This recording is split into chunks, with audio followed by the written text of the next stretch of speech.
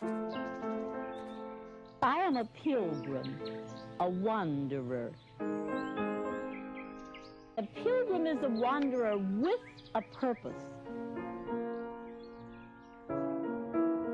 A pilgrimage can be either to a place or for a thing.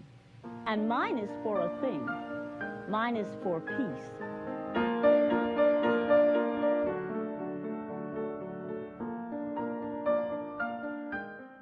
There's optimism to have faith and then to step out on that faith. It's amazing. It's wonderful. It's inspiring and enheartening.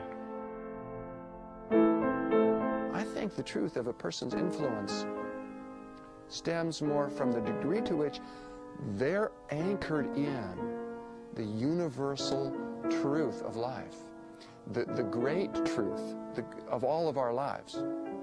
And she, Peace Pilgrim, was. She was a living demonstration of the potential that can be unleashed when persons are fully engaged in doing what they believe to be the most important thing in the world.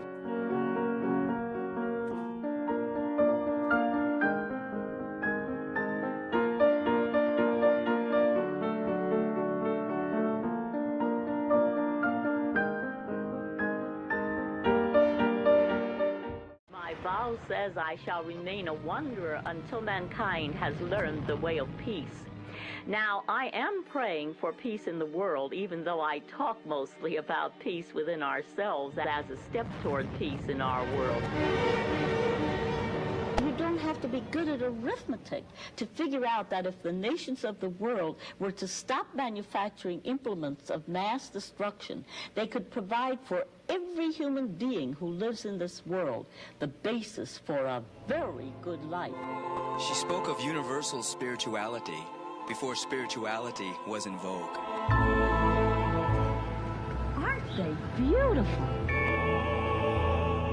I touched God many times as truth. All that intellectually, and emotionally I touched God as love and goodness and kindness and beauty. I felt God through the beauty of a sunrise or a sunset. And then reaching out through an awakened divine nature, I was able to perceive God as the ever-present, all-pervading essence or spirit, which binds everything in the universe together and gives life to everything in the universe.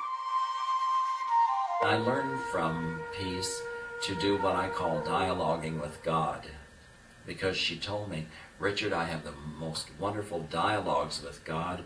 Sometimes I really argue with him, sometimes I get mad at him, and once in a while we have a real peaceful conversation. My only earthly possession standing before you. Just think how free I am.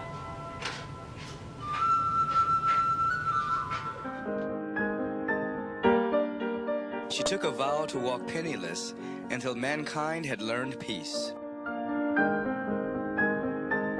This is a real pilgrimage. It's actually a journey on foot. I don't hitchhike. I walk in spite of all the rides that are offered, and on faith. I took a vow at the beginning that I would remain a wanderer until mankind has learned the way of peace, walking until I am given shelter, and fasting until I am given food. And although I have never asked for anything, I can truthfully say that I have been supplied. She called herself Peace Pilgrim.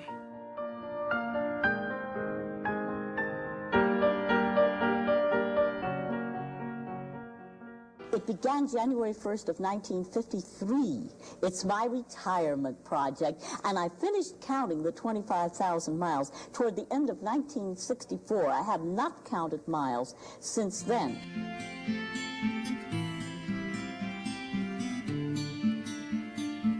Well, is it very often that you have to go without food or without a bed on these walks? I seldom skip more than 3 or 4 meals in a row. I don't even think about food until food is offered. I once had a 45-day period of prayer and fasting. I know how long one can go without food.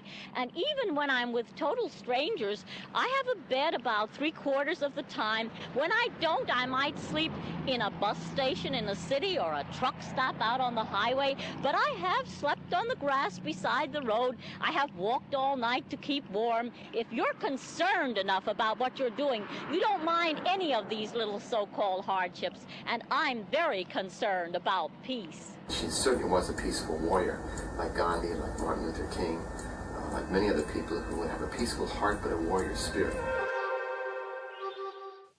People became very interested in her as an individual and wrote about it. And this just propelled her message that much stronger into the consciousness of people. Does anybody who meets you anywhere in your travel think that you're crazy or out of your mind? They don't say so, but they're very curious, of course. After all, what I work for and pray for, world peace, is the desire of every human heart.